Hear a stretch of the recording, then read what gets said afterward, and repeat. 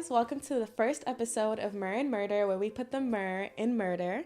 My name is Mercedes Rose, I'm your host, and I just want to thank you guys all so much for being here. I posted my intro video a couple days ago, and the love and support that I got was astounding, like insane, and I'm just so grateful for you guys all being here and supporting me on my journey.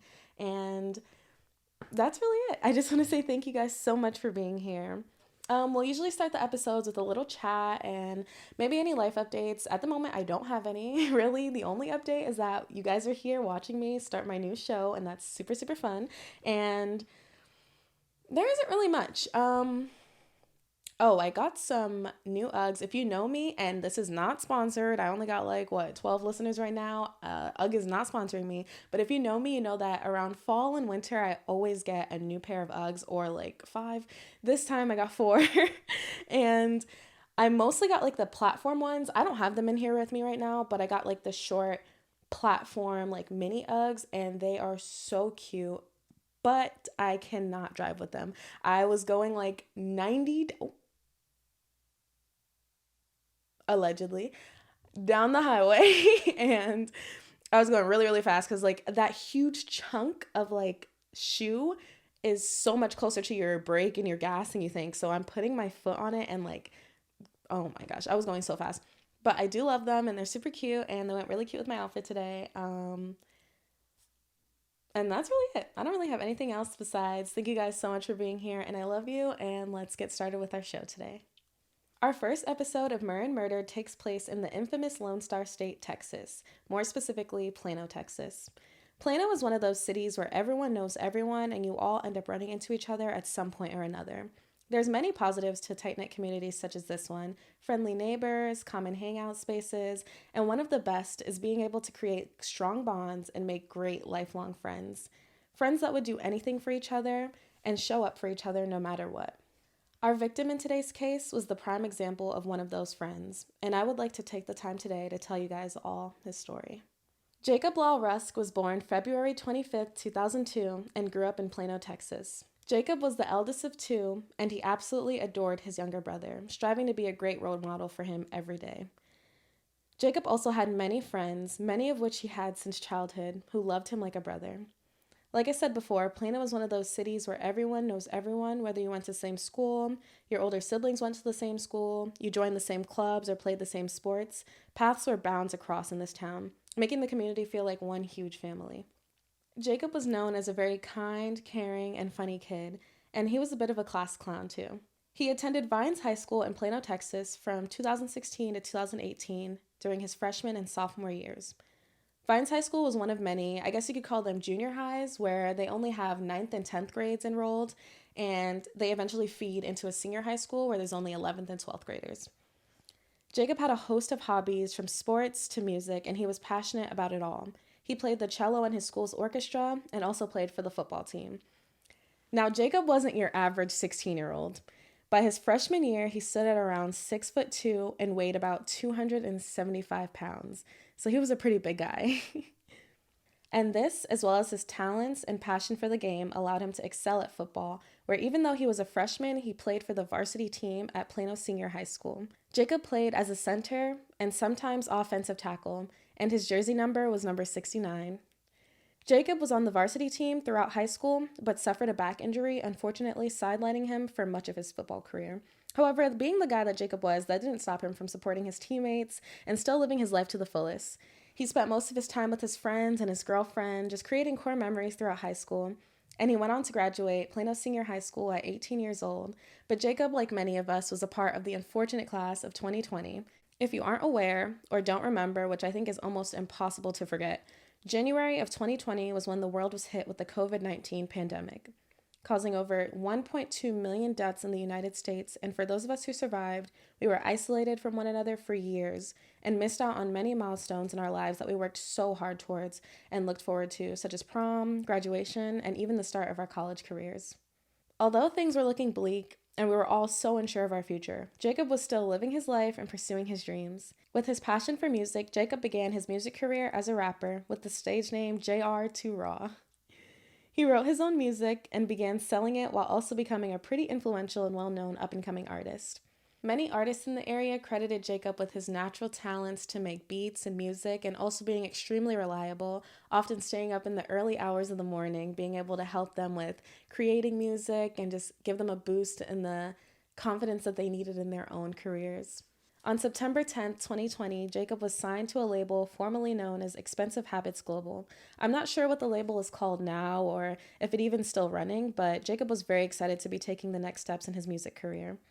Unfortunately, just a few weeks after being signed on October 3rd, 2020, Jacob's exciting new chapter of life would come to an abrupt end. On October 2nd of 2020, that late Friday night was supposed to be like any other, quarantine and work on some music as usual. But that night, Jacob was invited out by some friends. Obviously looking forward to spending time with them after being isolated from everyone he cares about for so long, Jacob jumped at the opportunity. But this was not just a normal hangout. You see, Jacob was someone who was always there to help, someone his friends knew they could rely on any day and at any time, especially if they were in trouble, and tonight one of them was. One of his friends, and for the sake of anonymity, we'll just call him Adam. Adam was having issues with another kid from a rivaling school. The two often exchanged words over social media, words that turned into threats, and eventually things got so heated that the two decided to meet up at a local park to fight. Jack Carter Park in Plano, to be specific. However, Adam had fears that the fight might get out of hand, so he called one of his friends to gather more of their friends and meet him at the park where the fight would go down, just so they could be around in case things got ugly. Jacob Rusk was one of those friends that was asked to show up. And of course, being the type of guy Jacob was, he was ready to help and protect his friends at any cost. As the hours of the night passed, the group of 4 or 5 boys arrived at Jack Carter Park, ready to face whatever was to come. It was now the early morning of October 3rd when at 2:15 a.m., Jacob and his friends noticed a car pulling up to the park, anticipating the moment when the other boys would get out of the car and the fight would begin. But this moment would never come. Instead, as they pulled up to the spot where Jacob and his friends stood, the driver and his 2 passengers rolled down all their windows, pulled out guns, and began spraying the park with bullets, aiming directly at the group. The young men began running and ducking for cover, but obviously the park was an open space and there really wasn't anywhere to hide or take shelter. One of Jacob's friends, we'll call him Tyler, crouched down, ducking for cover as shots let off all around him. At that exact moment, a bullet was headed straight for his head, and Jacob heroically stepped in front of Tyler to shield him from it. A single bullet struck Jacob once in the thigh, and the 3 boys in the car sped off, fleeing the park, leaving Jacob wounded and his friends traumatized. Jacob was the only person to get shot that night. The bullet struck him in his femoral artery, and he began losing a lot of blood. His friends hurried him into the car, trying their best to tend to his wound and stop the bleeding, all while talking to him in efforts to keep him awake as they sped to the hospital. They tried their best to comfort their friend, holding him in their arms as he bled out in the car, but unfortunately, at just 18 years old, Jacob Rusk was pronounced dead upon his arrival to the hospital. Jacob Law Rusk was laid to rest at Ridgeview Memorial Park in Allen, Texas, a city that's about 20-ish minutes away from Plano. Due to the pandemic, Jacob's funeral services were delayed and held about a month after his passing in November. Dozens of people with heavy hearts attended his service to attest to the kind of young man Jacob was and was growing up to be. There was a large group of people whose lives were touched by Jacob, and they stood together sharing memories and anecdotes about him, grieving the loss of his bright light. The community was brought together once again, but for the saddest of reasons. During that early morning on October 3rd, officers responded to the scene at Jack Carter Park after reports were made of gunfire in the area. They were alerted on their way that there was already a victim at a nearby hospital with a gunshot wound, but as they arrived to the scene, Jacob was already pronounced dead, and their investigation was now a homicide. Now, it's not stated anywhere how the officers found their suspects, but on Sunday, October 3rd, the same day that Jacob was murdered, the first 2 suspects were arrested in connection to his death. 18-year-old Rudra Patel and 18-year-old Abdulrahman Al-Dalami were arrested and charged with his murder. Patel was also charged with drug possession while in custody. Both were held at the Collin County Detention Center in Plano and were given a bond of $1 million. Just 2 days later, 18-year-old Michael Anthony Davis was also arrested on Tuesday, October 5th, and was charged with murder as well. All 3 of Jacob's killers were captured in a matter of days and were awaiting their trials. I also couldn't find much information about the actual trial of the murderers, but what I did find is that on March 7th of 2022, Rudra Patel was convicted of aggravated assault with a deadly weapon and 1 count of murder. Patel was sentenced to a total of 32 years in prison. 2 years for the aggravated assault charge, and 30 years for the murder of Jacob Rusk. His projected release date is October 3rd, 2050, and he will be 48 years old. Unfortunately, he was given time served, so the 2 years he spent awaiting his conviction counted towards his sentence. Patel will be eligible for parole on October 3rd, 2035 at 33 years old. But until then, he will sit in the Mark W. Michael Prison Unit in Tennessee Colony, Texas, which is about an hour and a half from Plano between two neighboring cities, Tyler and Waco. On May 4th of 2022, Michael Davis was convicted of 1 count of aggravated assault with a deadly weapon and 1 count of murder, which sentenced him to a total of 11 years in prison. 2 years for the aggravated assault charge and 9 years for the murder of Jacob Rusk. His projected release date is October 4th, 2029, and he will be 27 years old. He will also be eligible for parole in June of 2027. Unfortunately, like Patel, Davis was also given time served for the 2 years he spent awaiting his conviction. However, Davis was eligible for parole in April of 2025 but was denied due to the nature of his offenses, lack of institutional adjustment, and the lack of time served because the severity of his crimes were too great compared to the time served. Davis remains imprisoned at the Dolph Briscoe unit in Dilley, Texas, about 5 hours south of Plano near San Antonio. Lastly, Abdul Rahman al-Dalami. His records regarding his conviction and charges were specifically harder to find because as of 2025, he has been released after only serving 5 years in prison for his part in the murder of Jacob Rusk. Not only is al-Dalami free, but today, Wednesday, October 29th, 2025, he celebrates his 23rd birthday. After playing a role in taking someone else's life, he frustratingly enough gets the privilege of celebrating another year of his, freely in society. Al-Dalami is many things, but one thing I can tell you that he is not is remorseful. While in prison, he was able to get access to a phone somehow and posted on social media bragging about his upcoming release and how he didn't feel sorry at all for his actions. And quite frankly, I think he is a disgusting and sorry excuse for a human being, and he doesn't deserve freedom, and I don't feel sorry about that at all.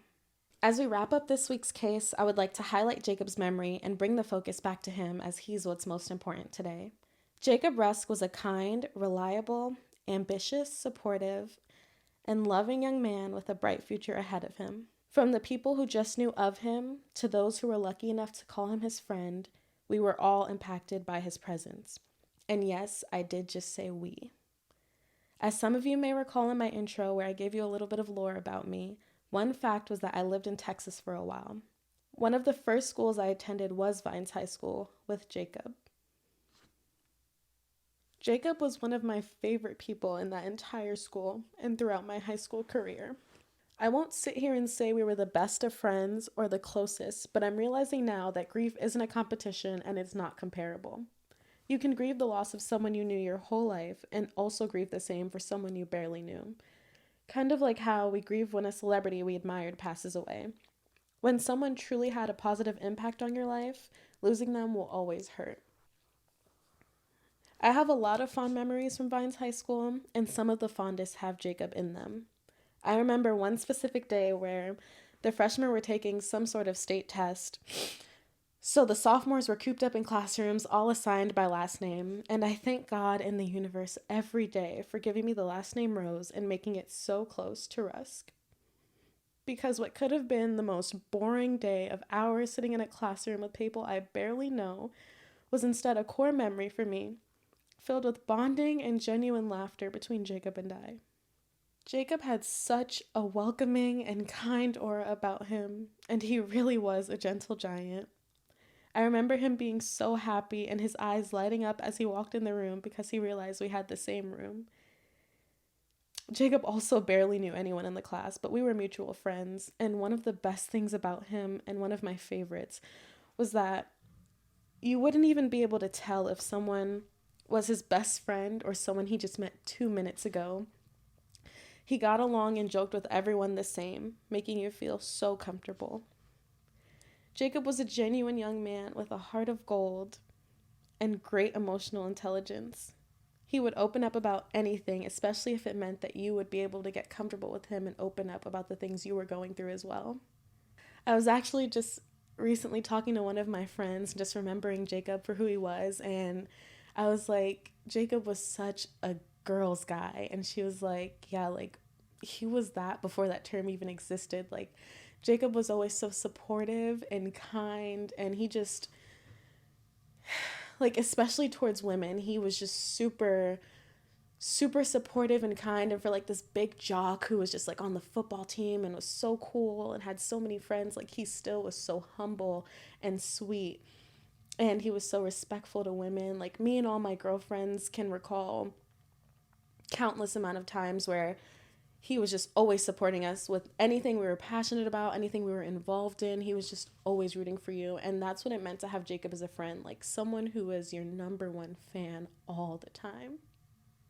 And me and many people really miss Jacob, and I wish I got the chance to thank him for all he did in my life sooner. And I'm forever grateful for having him as my friend.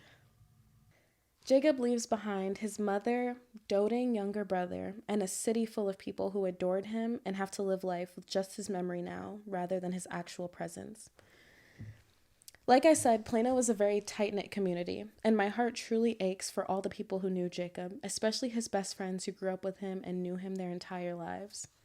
They have had to continue living life without him, and I think the worst part about losing someone you grew up with is continuing to grow older and experience milestones and go through life as they stay the same age. And it really puts things into perspective how truly young they were when they lost their life, and how much more life they deserved and more time they deserved on this earth.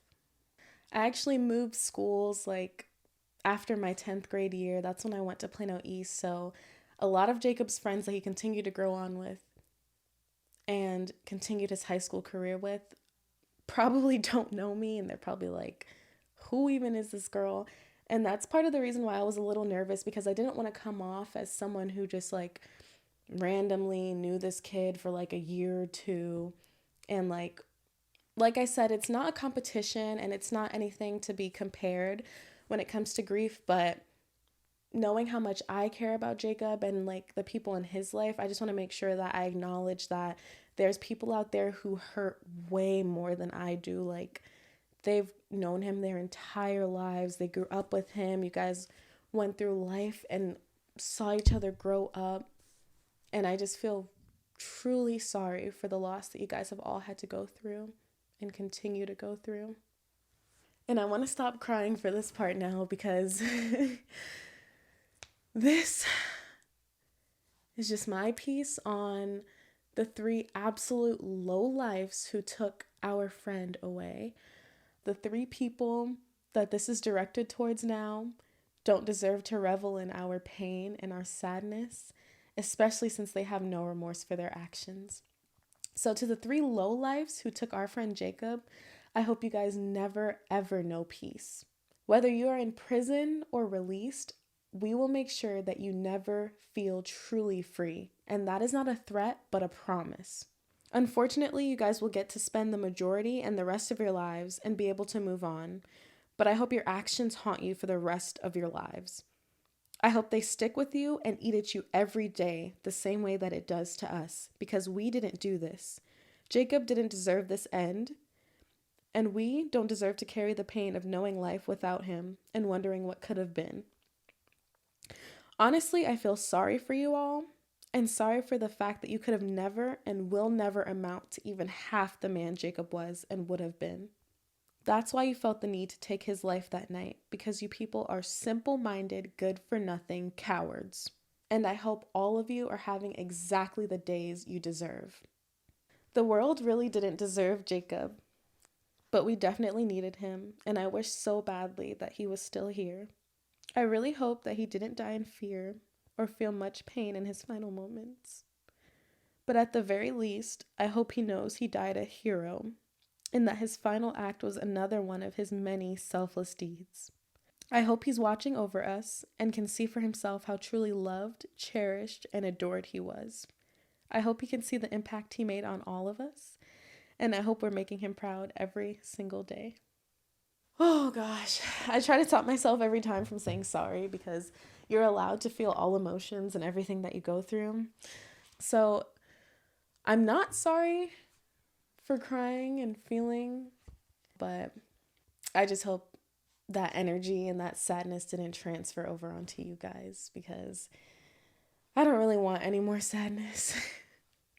So at the end of every case, before we get into the next part of our show, I'm going to leave you all with some resources that pertain to the case subject. So if you or someone you know is struggling with the loss of someone from gun violence, please utilize or reach out to the following services: TraumaSurvivorsNetwork.org, SurvivorsEmpowered.org, EveryTownSupportFund.org, and you can also call or text 988 for free and confidential emotional support, or text CONNECT to 741-741 to reach a trained crisis counselor 24/7 to help you cope with fear, grief, and anxiety surrounding or following an act of gun violence. Okay, guys, so what makes Mer Murder a little different is that after we finish our cases, the next part of our show, we will be giving the police/investigator ratings and the judge/jury ratings. And this is all ratings based off of their involvement in the case, how they handled it, and if the punishment fits the crime. Scores will be based on a letter scale from A+ to F-. And if you guys agree or disagree, please feel free to leave your opinions in the comments or head over to our Discord, where we will discuss each week's case and also a bunch of other true crime topics. So we will begin with the police investigators. I'm giving Plano PD and their investigators a B for their work. They captured Jacob's murderers in a very short amount of time, 2 of the same day that he was murdered and 1 just 2 days later. But I'm sure that was very easy considering a bunch of Jacob's friends were there and could give witness statements to literally the people that killed him. And not only that, but the one of the friend, Adam, who was already in communication with one of the killers, I'm sure he knew a lot about him and could literally point him out in a lineup like the back of his fucking hand. So, I don't know if I want to be cussing like that. Sorry, y'all. So all Plano PD really had to do was track down 3 18-year-old boys. Like, where were they gonna go, really? I don't remember seeing so much the times that they were captured, but I don't think they had a lot of time. If they did know that they killed Jacob, I don't think that they had enough time to either hide, but I also don't think that they even knew they murdered someone. I feel like the cops probably showed up to their houses or wherever they found them and was like, "You're arrested for murder." And they were like, "What?" Like, they probably thought that they were just out there shooting guns, being pussy. Like, sorry, my family oh my gosh, my family and my friends are watching this. This is so bad. But I really hate these guys, so I'm sorry. I'm actually not sorry. I really think that they were out there just being cowards, just shooting at Jacob and his friends, just like, oh, da, da, da. And I don't think they really knew that they hit anybody. But I feel like, from what I heard, it was really just like a drive-by. Like, they pulled up, started shooting, and sped off. So I don't think they probably even saw Jacob get hit. I don't think they had time to process it. So I'm hoping that they were just captured and they looked dumb as fuck. So yeah, with that, I think Plano PD did above average work, so they get just an above average grade of B. Now for the judge/jury in this case, you are getting a big, fat, monstrous F-. And I'm going to try to be completely unbiased here. I know Jacob was my friend, so it would be really easy for me to be like, oh no, everybody go to hell for what you did and you didn't censor them enough. But I really think it's a joke that a person could take someone's life and get sentenced to 30 years with the possibility of parole for such an insane crime. Like taking someone's life is crazy. No? Like, I think, whatever. But then it gets worse by giving another person only 9 years for a murder charge with the possibility of parole.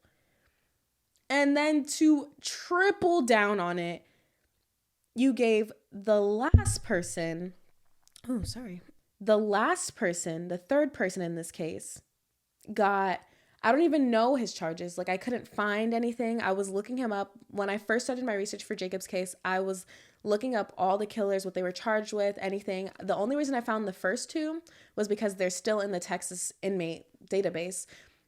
But the other one, I'm like, okay, I can't find him. I found him on writeaprisoner.com. And I'm just like, okay, like, first of all, you don't deserve to speak to anybody in the outside world. You don't deserve to speak at all ever again. You actually deserve to have your tongue ripped out of your mouth. But